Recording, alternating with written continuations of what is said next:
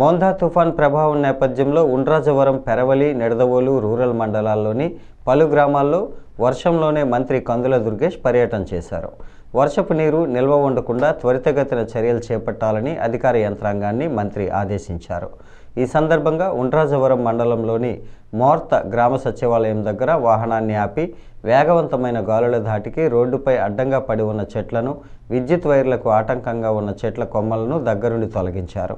అనంతరం తాడిపర్రు రోడ్డులోని హైస్కూల్లో ఏర్పాటు చేసిన పునరావాస కేంద్రాన్ని సందర్శించి ప్రజలకు, చిన్నారులకు అందుతున్న సౌకర్యాలపై ఆరా తీశారు.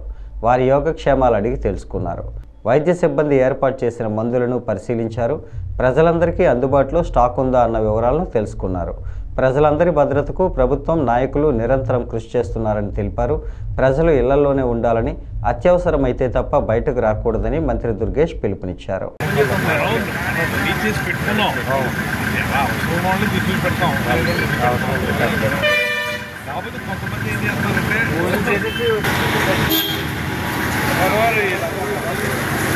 భోజనాలు ఏర్పాటు చేశారా?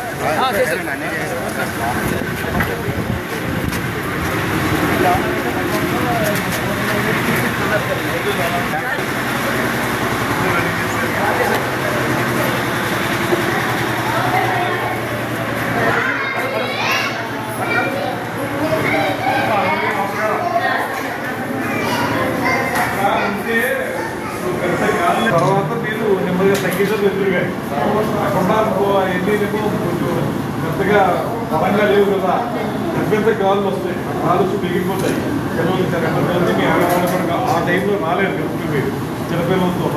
అందువల్ల మన ప్రభుత్వం ఏం చేసిందంటే తీసుకొచ్చారు కదా. మీకు ఏం కావాలమ్మా? నెమ్మదిగా లేకుండా అందుకే ఇప్పుడు నువ్వు నమ్మది ఇక్కడ తీసుకొచ్చాం. తర్వాత నెమ్మదిగా మీరు చెప్పిన వరుసగా చేద్దాం. పిల్లలకి పాలు అది MRR